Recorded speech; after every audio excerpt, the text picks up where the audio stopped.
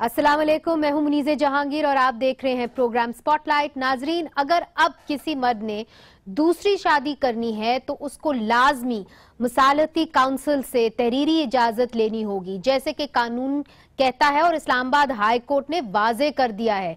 पाकिस्तान में हर union council के नुमाइंदे पर मुश्तमिल मसालती काउंसिल कायम की जाती है, जिससे इलाके के मकीन अपने मसाइल के हल के लिए रजू करते हैं। 1961 का मुस्लिम फैमिली लॉ ऑर्डिनेंस इस मसालती काउंसिल को कानूनी हैसियत देता है, जिसके मुताबिक दूसरी शादी के लिए मसालती काउंसिल से NOC यानी नो ऑब्जेक्शन सर्टिफिकेट लेना जरूरी करार दिया जाता है। यह फैसला दिलशाद बीबी की दरख्वास्त पर सुनाया गया, जिसमें उन्होंने अपने शौहर लियाकत अली मीर के खिलाफ बगैर इजाजत दूसरी शादी करने पर इस्लामाबाद हाई कोर्ट से रजू किया था। दिलशाद बीबी की दरख्वास्त पर मैजिस्ट्रेट इस्लामाबाद ने इनके शौहर लियाकत अली मीर को बगैर इजाजत दूसरी शादी करने पर 15 अप्रैल 2014 को 1 माह कैद और 5,000 रुपए जुर्माना आयद किया था, मगर एडिशनल सेशन जज ने लियाकत अली मीर को कश्मीर का रिहायशी होने के बायस अदालत के दायरे कार से बाहर करार दिया था। हाई कोर्ट ने कहा है कि चूंकि निकाह इस्लामाबाद में रजिस्टर्ड है, इसीलिए अदालत का मुकम्मल दायरा इख्तियार है, यानी इस्लामाबाद हाई कोर्ट का दायरा इख्तियार है। इस्लामाबाद हाई कोर्ट के जो जज हैं अतर मिनिल्ला साहब, उन्होंने अपने फैसले में कहा कि बीवी की इजाजत के बावजूद अगर मसालहती काउंसिल इनकार कर दे तो दूसरी शादी पर सजा होगी। अदालत ने अपने फैसले में वाजे कर दिया है कि मौजूदा मुस्लिम फैमिली लॉज ऑर्डिनेंस 1961 के मुताबिक इजाजत के बगैर शादी करने वाले शख्स को सजा और जुर्माना भी हो सकता है। इस वक्त लाहौर से हमें ज्वाइन करी है हिना जिलानी साहिबा, एडवोकेट सुप्रीम कोर्ट है, इंसानी हकूक की कारकुन है, किसी तारुफ की मोहताज नहीं है।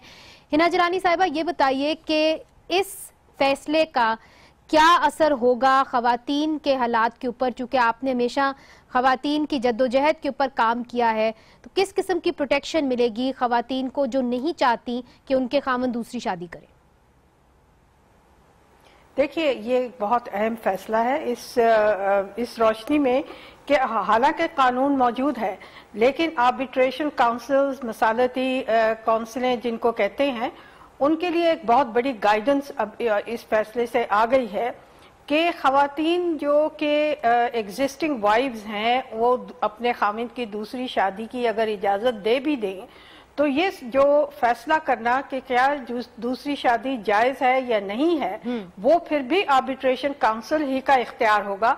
इससे एक तो बोझ जो एग्जिस्टिंग वाइफ है उसके कंधे से उतर जाता है, और आदमियों को ये बात बावर होनी चाहिए कि औरत की अपनी बीवी की इजाजत को लेकर वो जब आर्बिट्रेशन काउंसिल के पास जाएगा तो फैसला बहरहाल आर्बिट्रेशन काउंसिल ही करेगी। ये इसलिए भी अहम है कि इस नुक्ते पर बहुत कम जूरिस्प्रूडेंस मौजूद थी, और अब एक आला अदालत का फैसला वजाहती फैसला है और वो एक अच्छी गाइडलाइन है। अच्छा, मगर ये जो आपने मसालती काउंसिल की बात की है, इस चीज को जरा वाजे कर दें।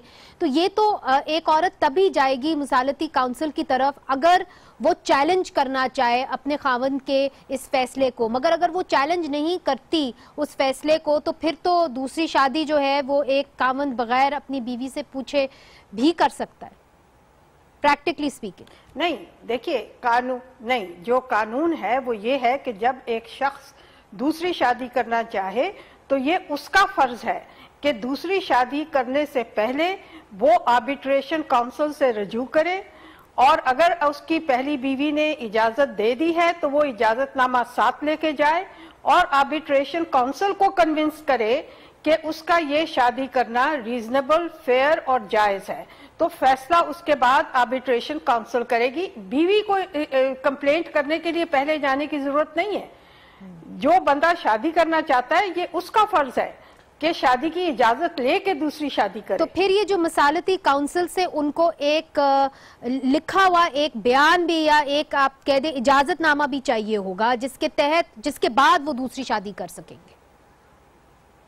जाहिर है, और निकाहनामा जो है इसमें जरूरी है कि अगर वो आदमी दूसरी शादी कर रहा है तो निकाह खान इस बात का दर्ज करे इसको, और इसको यकीनी बनाए कि ये दूसरी शादी मसालती काउंसिल के इजाजतनामे के बाद ही हो रही है। और ये जो इस्लामाबाद हाई कोर्ट का फैसला है क्या इसकी जुरिस्डिक्शन सिर्फ इस्लामाबाद के हद तक ही है या पूरे पाकिस्तान की तरफ है? देखिए, ये कानून पूरे पाकिस्तान पर लागू है और पाकिस्तान की कोई भी आला अदालत अगर किसी कानून की वजाहत करती है तो वो जाहिर है कि गाइडलाइन पूरे मुल्क में अप्लाई करेगी उन अदारों पर जिन्होंने इस कानून का नफाज करना है। हमने मगर देखा है कि जी जब कानून का निफाज होता है तो बहुत कम कानून का निफाज बल्कि खवातीन के मामलात के अंदर होता है।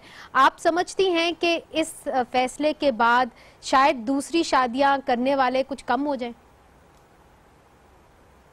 मुझे नहीं पता कि कम होंगे या नहीं, मगर बहरहाल आर्बिट्रेशन काउंसिल जो मजाज है इजाजत देने की, वो जरूर अलर्ट हो गई है कि उसके चंद फराइज हैं और कुछ रीजंस और जस्टिस और फेयरनेस को देखते हुए ही वो इजाजत दे सकती है। बहरहाल मैं ये भी समझती हूँ कि इस फैसले के बाद ये तो एक पहला स्टेप है औरत को प्रोटेक्शन देने का। असल प्रोटेक्शन ये है कि पहली बीवी के जो तहफ़्फ़ुज़ात हैं उनके लिए पूरा आर्बिट्रेशन काउंसिल इंतज़ाम करे इजाज़त देने से पहले कि वो अबैंडन ना हो, वो पॉवर्टी में धंस ना जाए, उसके बच्चों का पूरा ख्याल हो और उसके जितने हकूक हैं वो देने के बाद ही दूसरी शादी वो कर सके। बहुत बहुत शुक्रिया हिना जिलानी साहिबा। नाजरीन, हमें ये भी बताया जा रहा है और ये कुछ खबरें आ रही हैं कि इस फैसले को भी चैलेंज किया जाएगा, मगर इधर हम छोटा सा वक्फा लेते हैं और फिर हम रुख करते हैं खैबर पख्तूनख्वा की तरफ से, चूँकि वहाँ पे एक बड़ी खौफनाक खबर है कि बहुत सारे ऐसे लोग हैं फॉर्मर फाटा के अंदर जिनके खिलाफ ना सबूत हैं ना गवाह हैं, मगर अभी तक वो जेलों के सलाखों के पीछे हैं। इसके ऊपर बात करेंगे वक्फे के बाद। वेलकम बैक नाजरीन, वफाकी हुकूमत की तरफ से 31 मई 2018 को फाटा के इंजमाम का ऐलान हुआ और इसके बाद कबायली इलाकों में मौजूद बदनाम ज़माना FCR, जिसको हम फ्रंटियर क्राइम्स रेगुलेशन कहते हैं, उनके तमाम कवानीन और रवायात का खात्मा हुआ जो अंग्रेज़ों के टाइम से चलता आ रहा था और 70 साल से इलाका गैर जो है वो अपना मान लिया गया और पाकिस्तान के दूसरे शहरियों की तरह फाटा के लोगों को भी हकूक देने का ऐलान किया गया। फिर पेशावर हाई कोर्ट ने 31 अक्टूबर 2018 को फाटा इंटरिम गवर्नेंस रेगुलेशन 2018 का जो एक लॉ था उसको गैर आईनी करार दे दिया गया और ये एक इंटरिम लॉ था, सिर्फ मुख्तसर लॉ था जब तक कि पूरी तरीके से इंजमाम नहीं हो जाता। तो नाजरीन, ना तो FCR रहा जो अगरचे काला कानून जरूर था जो कलेक्टिव पनिशमेंट देता था, पर कोई निज़ाम तो चलाना था ना, और ना ही आप समझें कि फाटा इंटरिम गवर्नेंस रेगुलेशन ऑर्डिनेंस था वो भी पेशावर हाई कोर्ट ने स्ट्राइक डाउन कर दिया। तो नाजरीन, मसला ये है कि फाटा में सैकड़ों लोगों को दहशतगर्दी और बगावत के जुर्म में गिरफ्तार किया गया। कई मुल्जिमान ऐसे भी थे जो कम उम्र थे पर इनको सजाए मौत सुनाई गई, जबकि पाकिस्तान के दीगर इलाकों में कानूनी तौर पर बच्चों को सजाए मौत नहीं दी जा सकती। हैरान कुन बात यह है कि ये सैकड़ों लोग कई साल जेलों में सड़ते रहे और अब जब इनके मुकदमात अदालतों में आ रहे हैं तो पता चला कि बगैर किसी सबूत और गवाह के इनको इतनी सख्त सजा दी गई। आज भी ये मजलूम जेलों में रुसवा हो रहे हैं और आज भी कानूनी तौर पे ये गैर यकीनी सूरत हाल का सामना कर रहे हैं। और हमें आज पेशावर से ये खास रिपोर्ट आई है, हम आपको दिखाते हैं।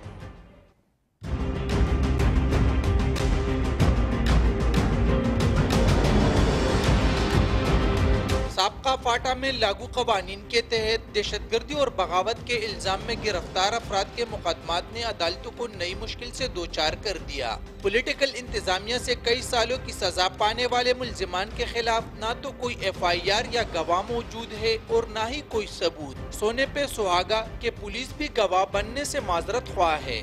जो JIT रिपोर्ट होती है वो किसी का दस्तखतशुदा भी नहीं होता, तो इसमें अभी अदालतों को मुश्किलात का सामना यह है कि हम किसको बतौर गवाह बुलाएं और इसके खिलाफ कौन सी वो शहादतें हैं जो इसको हम रिकॉर्ड पे लाके और बुनियाद बना के इसको सजाएं दे।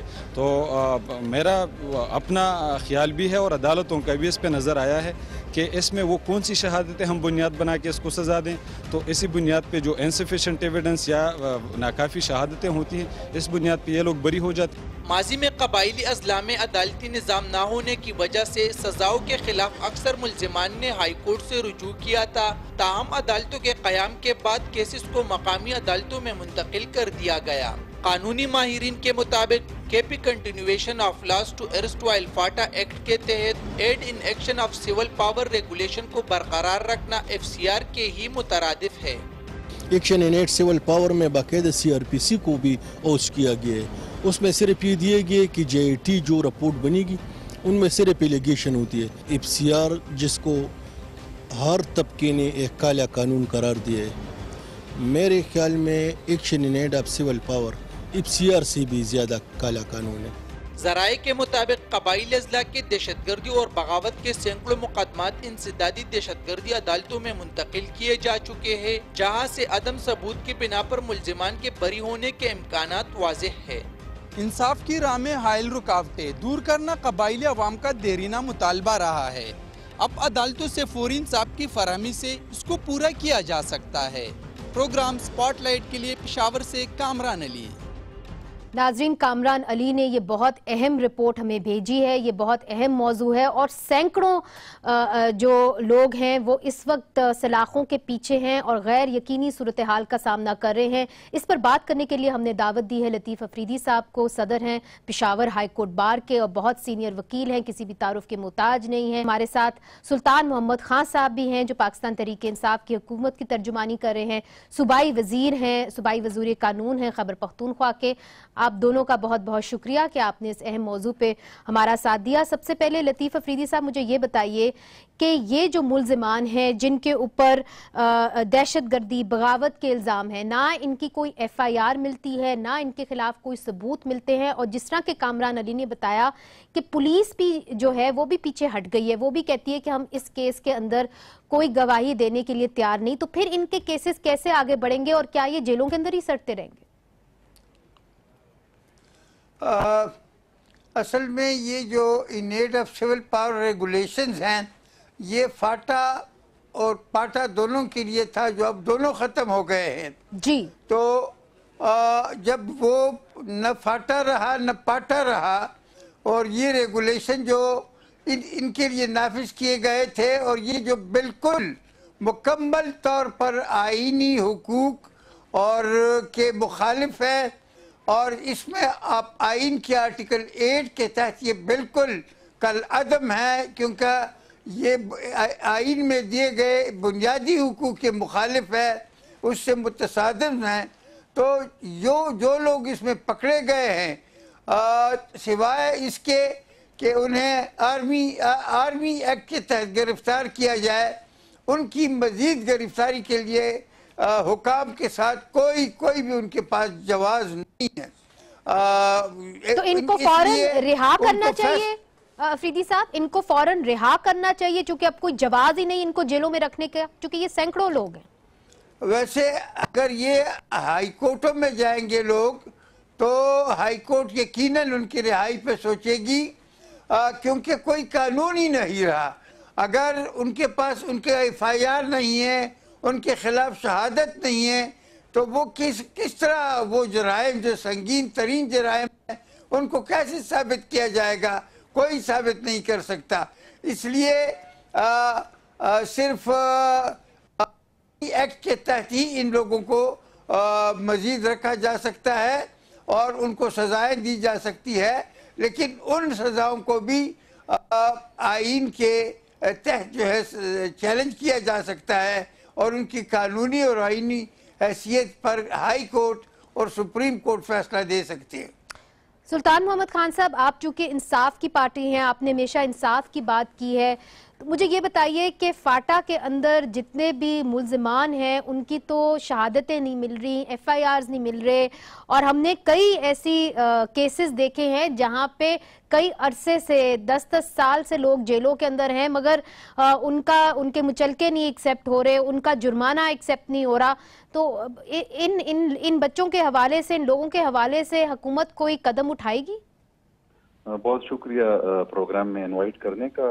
देखिए जी, ये जिस तरह आपने सही तरीके से निशानदेही की कि जो साबिका फाटा हुआ करता था उसमें जिस तरीके से एक सिस्टम राइज था और उसकी वजह से बुनियादी जो हकूक हैं वो मतलब वो उनको नहीं मिल रहे थे।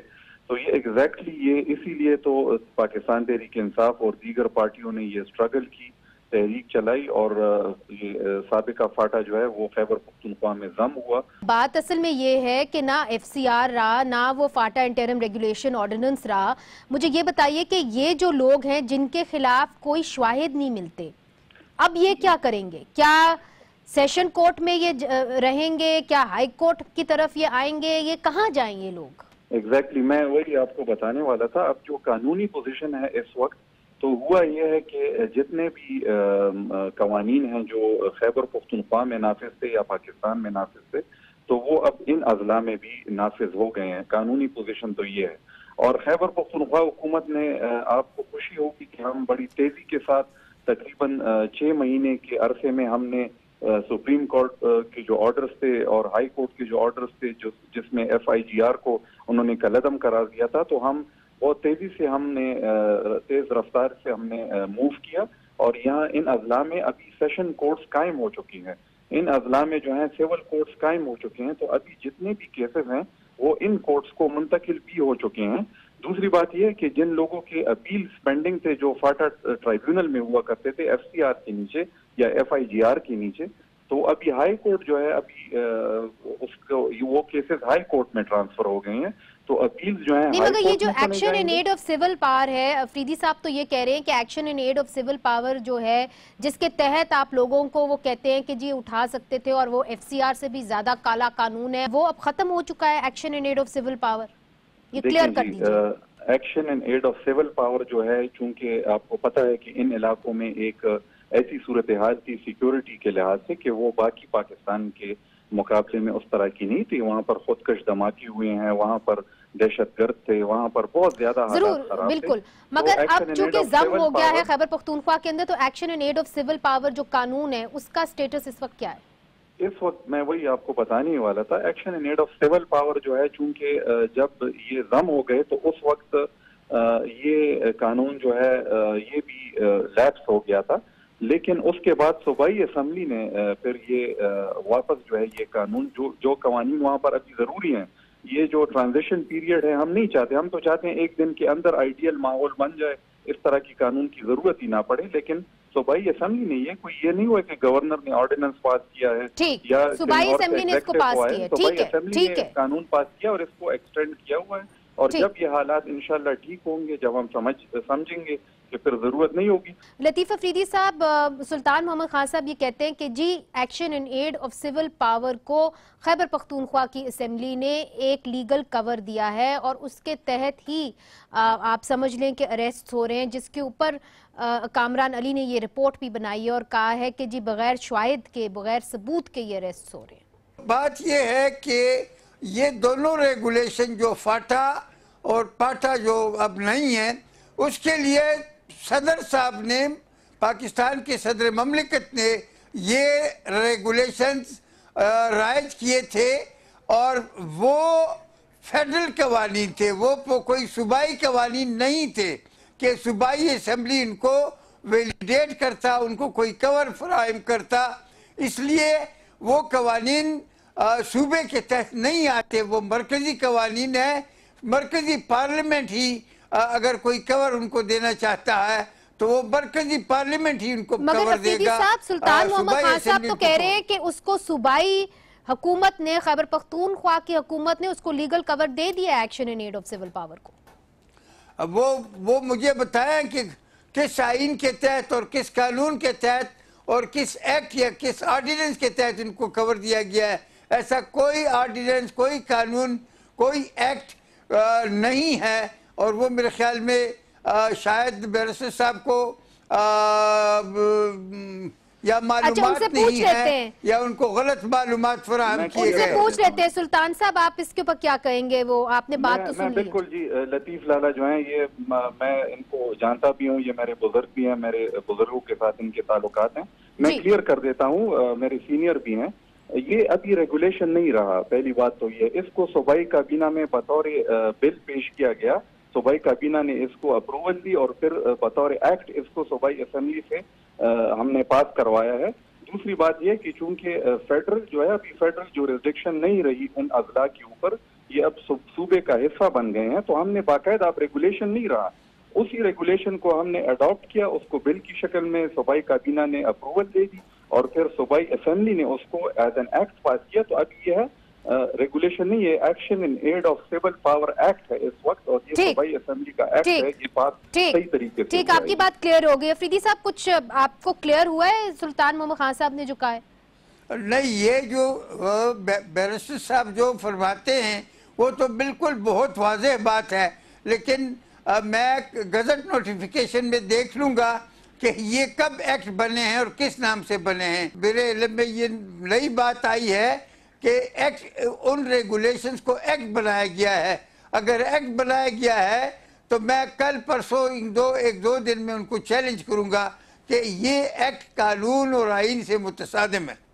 लतीफ़ अफरीदी साहब, सुल्तान मोहम्मद खान साहब, बहुत बहुत शुक्रिया, आपने इस अहम मौजू के पर हमारे से बात की। तो नाजरीन, कानूनी बहस तो एक तरफ, मगर ये बात अब वाजे हो गई है कि जब से फाटा जम हुआ है खैबर पख्तूनख्वा के अंदर, तो तब से बहुत सारे लूप होल्स हैं, लीगल लूप होल्स हैं, जिसके तहत आम लोग जो हैं वो सफ़र कर रहे हैं। हमने देखा है कि कैसे सैकड़ों लोग इस वक्त पाबंदे सलासल हैं और उनके खिलाफ ना ही तो कोई शवाहिद है, ना ही कोई सबूत है, मगर अभी तक उनके जो केसेस हैं उनकी सुनवाई के कोर्ट्स के अंदर नहीं हो रही, चूँकि यही नहीं मालूम पड़ रहा कि कौन सी अदालत की जुरिस्डिक्शन किधर है, इनकी क्या मुस्तकबिल होगा। अभी तक ये गैर यकीनी सूरत हाल का सामना करते हैं, इसके ऊपर हमारी नज़र रहेगी। मगर अभी लेते हैं छोटा सा वक्फा, और वक्फे के बाद हमारे साथ एक बहुत ही ख़ास मेहमान होंगी इंग्लैंड से, कैम्ब्रिज से, नादिया जमील साहिबा।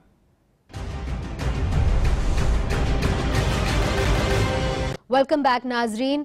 हाल ही में मशहूर व मारूफ अदाकारा नादिया जमील का एक इंटरव्यू सोशल मीडिया पर बहुत वायरल हुआ, जिसमें उन्होंने मशहूर अदाकारा समीना पीरजादा के साथ दिल खोल कर बात की और बहुत सी चीज़ों पे बात की। उन्होंने अपने साथ होने वाले जिनसी तशद्दुद के बारे में उस वक्त बताया जब बहुत से आर्टिस्ट मीटू तहरीक की वजह से अपने साथ होने वाले वाक़यात बताना उन्होंने करना शुरू कर दिया था।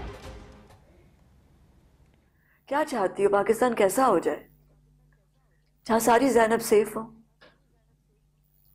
है ना? क्यों नहीं है ये जगह हमारे लिए सेफ, हमारी बच्चियों के लिए? इसका एंड कोई नहीं है, सिर्फ पाकिस्तान नहीं है। हाँ। अभी लंदन में 2 हफ्ते का बच्चा, अब जाहिर बात है 2 हफ्ते का बच्चा तो फौत ही होना है ना उसके बाद। अगर आप उनको हौसला दो ना, खुद एतमादी दो, बच्चे ठीक होना चाहते हैं, they want to heal। Pakistan में सबसे पहले ज़ैनब तक तो मैं पहुंचू भी ना के, क्योंकि मैं ज़ैनब का जब सोचती हूँ, मैं वो ज़ैनब थी जो बच गई, मैं कूड़े की ढेर पे नहीं थी। हम में से बहुत सारी ऐसी हैं जो बच जाती हैं। नादिया जमील साहिबा इस बहुत ही हिसास मामले के ऊपर बात कर रही थी, मगर नाजरीन, इस इंटरव्यू के नशर होने के बाद उन्होंने एक फेसबुक पोस्ट के जरिए इंटरव्यू के स्पॉन्सर होने का जिक्र करते हुए कहा कि इनको इल्म नहीं था कि ये इंटरव्यू एक रंग गोरा करने वाली क्रीम की तरफ से स्पॉन्सर्ड है और वो ऐसे प्रोडक्ट्स के सख्त खिलाफ हैं जहां खवातीन को गोरा दिखाने का कहा जाता है। ऐसी समाजी मसाइल पर इंटरटेनमेंट की दुनिया से वाबस्ता लोग कम ही बात करते हैं, पर नादिया जमील उनमें से नहीं। वो माजी में भी कई बार हिसास मामलात पर अपनी राय देती रही हैं और एक समाजी कारकुन की हैसियत से जद्दोजहद भी करती रही हैं। तो हमारे साथ हैं कैम्ब्रिज से, इंग्लैंड से नादिया जमील साहिबा। बहुत बहुत शुक्रिया जी हमें ज्वाइन करने के लिए, बराह रास्त आप हमें ज्वाइन कर रही हैं। बहुत सारे लोग आपसे ये कहेंगे और पूछेंगे कि क्या फ़र्क पड़ता है कि अगर गोरे करने वाली क्रीम जो है वो आपके इस इंटरव्यू को स्पॉन्सर कर रही थी, जाने देना था आपने, क्यों इसके ऊपर एतराज़ किया? अस्सलाम वालेकुम। मानो फेयर एंड लवली क्या होता है? फेयर एंड लवली मतलब ये कोई क्लू क्लक्स क्लैन का की क्रीम है? Fair and lovely, dark and lovely, भूरा एंड लवली, बहुत सारे ऐसे लोग हैं जिनकी दोनों स्किन, एक से ज्यादा स्किन पिगमेंटेशन होती है, वो लवली नहीं है क्या? तो एक तो मेरा एतराज नाम के साथ है कि लवली सिर्फ फेयर लोग तो नहीं होते, लवली तो हर रंग के लोग होते हैं। और क्या हमारे मुआशरे में ख़वातीन और मर्द हजरात जो हैं उनको डिप्रेशन, टेंशन, पहले ही इतने सेल्फ स्टीम इश्यूज, खुद एतमादी के इश्यूज फेस करने पड़ते हैं, ऊपर से हम एक चीज इन पे ये भी हम ब्रांडेड ब्यूटी का एक सॉर्ट ऑफ इन पे मुसल्लत कर लें कि ये हुस्न है भी, आपने इसे ऐसे लगना है। मुझे याद है बचपन में जब मैं भी गोरी गोरी दुल्हन, मुझे याद है वो मैं देखती थी और मैं ना समझ भी थी। मुझे याद है एक मैंने खुद जब मेरा ये करियर शुरू हुआ सुल्ताना सिद्दीकी साहिबा और मेरीन जब्बार के साथ मेरा ये करियर शुरू हुआ था, और सुल्ताना आपा के साथ मैंने एक प्रोग्राम किया था सच्ची कहानियां, और उसमें कहानियां थी किश्वर नाहिद, शुक्रिया गुल, बहुत सारी इंस्पिरेशनल औरतों के बारे में, साइमा अमार, उनका मैं इंटरव्यू करती थी और उनकी मैं कहानियां सुनती थी। अब वो भी फेयर एंड लवली का स्पॉन्सर्ड प्रोग्राम था, ये 20, 21, 22, 23 साल पहले की बात है, और मैं उस वक्त भी कहती थी मैंने उस नाम के साथ नहीं खड़े होना, मुझे ये नहीं एहसास था तब के वो भर देते हैं नाम बाद में और ये वो, लेकिन मैं उस वक्त भी अनकंफर्टेबल फील करती थी। और तब तो मैं बहुत मेरे ख्याल में पॉलिटिकली अनअवेयर थी और इतनी वो नहीं थी शायद, मुझे सब मेरे समझ नहीं थी। अब इस बुढ़ापे में आके भी अगर मैं ये कह सकूं कि भाई मैं क्लू क्लक्स क्लैन का हिस्सा नहीं हूं, मैं सफेद मास्क पहन के भूरे रंग के लोगों का खात्मा नहीं करना चाहती। मुझे इस बहुत सारे लोग हैं जो फेयरनेस प्रोडक्ट्स इस्तेमाल करना चाहते हैं, वो उनकी मर्जी है और उनको हक है कि वो इस्तेमाल करें। मुझे जो इनका एक नाम का जो एसोसिएशन है कि सिर्फ वही लवली क्यों हो जो फेयर हो, और दूसरा उनकी बहुत सारे एड कैंपेन्स हैं, मिडिल ईस्ट में हैं, अफ्रीका में हैं, इंडिया में है, श्रीलंका में है, बांग्लादेश में है, और पाकिस्तान में है, जिससे हम वो कंप्यूटर एनिमेशन के जरिए या जो भी वो फोटो उसके जरिए फौरन वो भूरी लड़की कॉन्फिडेंट हो जाती है गोरे होके। ये क्या बात हुई भाई? ये तो मुझे बहुत ही दकियानूस और जालिम सी बात लगी और बदतमीज बात लगी एक तरीके से, कि वो इंसान भी खूबसूरत हैं भाई, जिनको आप ये एहसास, और उनमें शायद पहले भी मुआशरा पहले से ही ये एक कमजोरी है जिसके ऊपर आप नमक छिड़क रहे हैं और उससे आप पैसा कमा रहे हैं। ये गलत बात है मेरे ओपिनियन में। नादिया साहिबा, आपने जो स्टांस लिया है, बहुत कम इंटरटेनमेंट से जुड़े हुए पाकिस्तान के अंदर कम से कम ऐसे लोग हैं जो इस किस्म की वाज़े पोजीशन ले लेते हैं, और यकीनन बहुत से लोग आपको खराज तहसीन पेश करेंगे कि आपने एक बड़ा अच्छा स्टांस लिया है इसके ऊपर, और आपकी एक बड़ी आवाज़ है, आपके बहुत फैन हैं, सब लोग आपको सुनते हैं। मगर इसकी क्या वजह है कि इंटरटेनमेंट से जुड़े जो लोग हैं वो वाज़े स्टांस नहीं लेते बहुत सारे इश्यूज के ऊपर, जिसके ऊपर आप ले लेती हैं? मेरे ख्याल में एक तो मेरी खुशकिस्मती है कि मेरी परवरिश ऐसे लोगों के बीच में हुई, ऐसी खवातीन के दरमियान हुई, जैसे आसमा खाला थी, अम्मी है मेरी, बहुत सारी इर्द गिर्द जो हमारे खवातीन थी जो अपनी राय इजहार करने में घबराती नहीं थी। तो इससे भी मैंने सीखा कि सच बोलने में और जो सही बात है उसको वाज़े करने में क्या गलती है। दूसरी चीज, जिस चीज से किसी इंसान को तकलीफ पहुंच सकती है उसको मैं आगे क्यों बढ़ाऊं, उस चीज को मैं एंडोर्स क्यों करूं।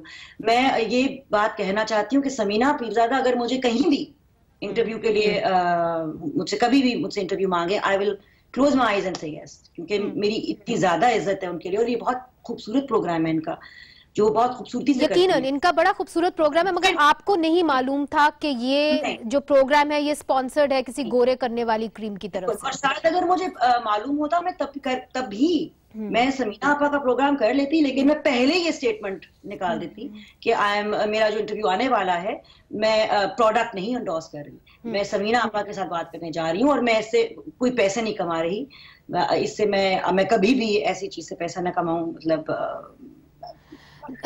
नादिया साहिबा, आपने एक और बहुत ही अहम मौजू के ऊपर बात की जो बच्चों के ऊपर जिनसी तशद्दुद होता है उसके ऊपर आपने बात की, और यकीनन आजकल हमने इस तरह के बहुत सारे केसेस देखे। आपने कहा कि बच्चे चाहते हैं कि उनके जख्म भर दिए जाएं।